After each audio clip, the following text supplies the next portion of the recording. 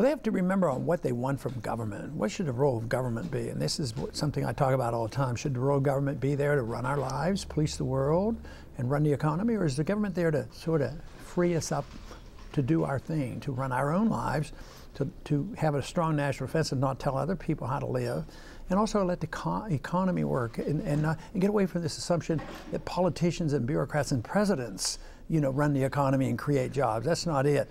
To understand how freedom really works, and I think that's what we received from the founders in our Constitution, but we've drifted a long way from this in the last 100 years, and I'd like to restore those conditions. Under a Ron Paul presidency, what would happen to the middle class? What could the middle class expect? Well, if you ask what has happened to the middle class, say in the last 5 years or 10 years, the middle class is shrinking, there's a smaller number, and they're poorer. And this is characteristic of the destruction of a currency because you transfer wealth from the middle class to the wealthy. This is part of the problem about the super wealthy getting wealthier and the poor getting poorer. So if you restore sound money and free markets, you're going to once again see the middle class grow and they're going to become wealthier. This country had the largest and the wealthiest middle class ever because we had the maximum amount of freedom and we once had a gold standard in sound money. So you have to restore sound economic principles if you want to do anything for the middle class. So it's not like affirmative action. We will direct money here. You want the market to do. When the market operates and you have money that isn't being consistently destroyed, you won't have this transfer of wealth, because that's the most major economic crisis we face today, the transfer of wealth from the middle class to the wealthy. Both sides, Republican and Democratic sides, Mitt Romney and President Obama, say they're for the middle class and that their policies would help them. If it comes down to Romney and Obama, is that a false choice for Americans? I think Romney and I don't agree on most of the issues. On economics, we're a little bit closer. I think he understands economic policies a little bit better. But to go into details, he and I don't understand, or we don't have the same understanding about the Federal Reserve, which I think is key to protecting the middle class. So there would be some differences, but not a whole lot. What I'm pleased with is there's been some polling done nationally, and which candidate is the best friend of the middle class, and usually I can come out on top on that issue. Well, that raises a good point, because a lot of people are saying, given that you haven't, quote unquote, won a primary going into April 24th, a lot of people say, look, Ron Paul has 1 foot in the Republican Party, maybe a half a foot in the Democratic Party, and he's got the rest, if not both feet, really in the independent sector. And so Ron Paul ought to run a strong independent candidacy for president, or be America's elect candidate or something like that. Is there a possibility one of those two things could happen? I doubt it. So I'm concentrating so much in what I'm doing, but statistics show that that has some merit to thinking about it, because if you look at the polling when they put my name up against Obama, sometimes I do better than Romney. This recent one this weekend, actually, that was the case. So I think your assessment is right. The middle class is very strongly in support of what I do, and a lot of Democrats like my foreign policy, like my interest in civil liberties. Of course, the hardcore conservative base like my idea about really cutting spending, as well as defending the free market. But right now, I have no plans and intention to do anything other than continue to run this race for the nomination. But if I hear you right, you haven't ruled out that it's a possibility. I haven't said absolutely no, but then again, I have no plans. It's not likely to happen. Let's talk about some of the things that people are worried that you stand for. They worry that they may say, I like what Ron Paul stands for example, with the Federal Reserve, or about taxing policy and about cutting spending. But they worry that you might do that too precipitously, so that there'd be harm to the country, or that removing troops and not having a U.S. military forward projection would have a deleterious effect on the country. What do you say to them?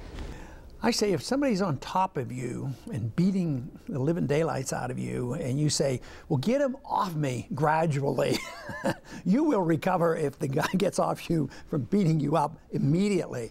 And I think that's the way within the economy. If you do some of these things immediately, it'll be better. The best example to look at in this is how we recovered after World War II. That's when the Depression finally ended. And we brought 10 million people back from the military. Some people argue you had to have jobs programs. They didn't have enough time to start them.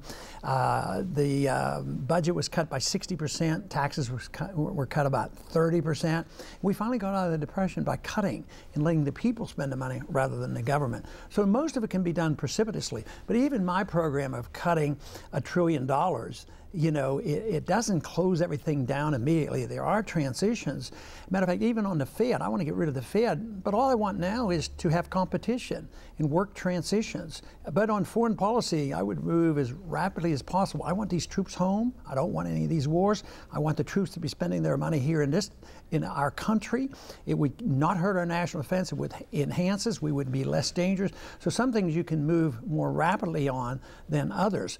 Matter of fact, the $1 trillion cut actually is designed, I don't even cut Social Security and Medicare or child health care, because I think some of these, we shouldn't start there. And some Republicans will say, well, we got to balance the budget. They should cut food stamps. So I don't think it's necessary to do it that way, although that's what my goal would be. I want to cut you know, this $1 trillion operation we have around the world. Everybody should come together on that. Republican, Democrats, and Independents ought to come together and say, this isn't a good expenditure. $4 trillion of debt in the last 10 years from military operation.